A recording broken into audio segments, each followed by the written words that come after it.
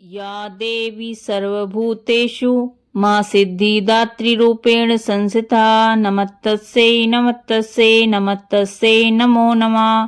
अर्थ, हे मां सर्वत्र विराजमान और मां सिद्धिदात्री के रूप में प्रसिद्ध अम्बे, आपको मेरा बार बार प्रणाम है। मैं आपको बारंबार प्रणाम करती हूँ। हे मां, मुझे अपनी कृपा का पात्र बनाओ। सभी प्यारे भक्तों को जय माता दी। आज हम सिद्धिदात्री माँ की कथा सुनेंगे। तो कथा इस प्रकार है। माँ दुर्गा जी की 9वीं शक्ति का नाम सिद्धिदात्री है। ये सभी प्रकार की सिद्धियों को देने वाली हैं। नवरात्रि में 9वीं तिथि के दिन इनकी उपासना की जाती है। इस दिन शास्त्रीय विधि विधान और पूर्ण निष्ठा के साथ साधना करने वाले साधक को सभी सिद्धियों की प्राप्ति हो जाती है। सृष्टि में कुछ भी उनके लिए अगम्य नहीं रह जाता है। ब्रह्मांड पर पूर्ण विजय प्राप्त करने की सामर्थ्य उस व्यक्ति में आ जाती है। मार्कंडेय पुराण के अनुसार अणिमा, महिमा, गरिमा, लघिमा, प्राप्ति, प्राकाम्य, ईशित्व और वशित्व, ये 8 सिद्धियां होती हैं। माँ सिद्धिदात्री भक्तों और साधकों को ये सभी सिद्धियां प्रदान करने में सामर्थ्य हैं।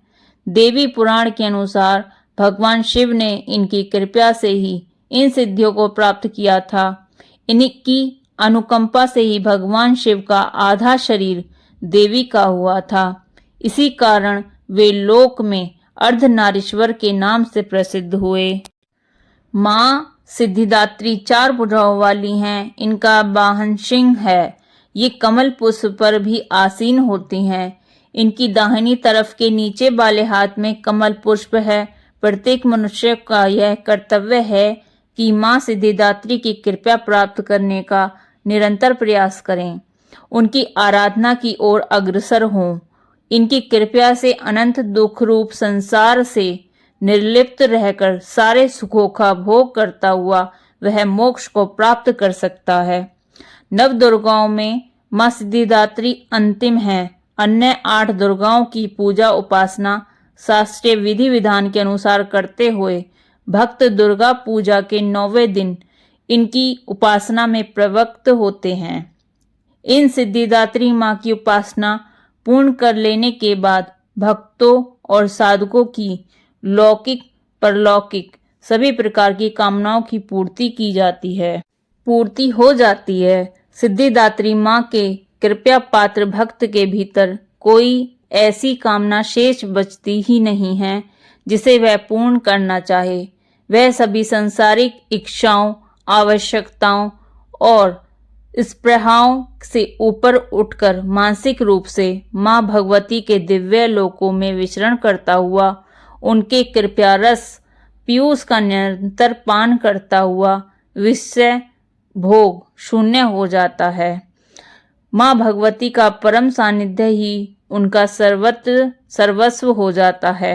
इस परम पद को पाने के बाद उसे अन्य किसी भी वस्तु की आवश्यकता नहीं रह जाती। माँ के चरणों का यह सानिध्य प्राप्त करने के लिए हमें निरंतर नियमनिष्ठ रहकर उनकी उपासना करनी चाहिए। माँ भगवती का स्मरण, ध्यान, पूजन हमें इस संसार की असारता का बोध कराते हुए वास्तविक परम शांतिदायक अमृत पद की ओर ले जाने वाला है। इनकी आराधना से जातक को बहुत सारी सिद्धियां प्राप्त होती हैं। बोलिए माँ सिद्धिदात्री माता की जय।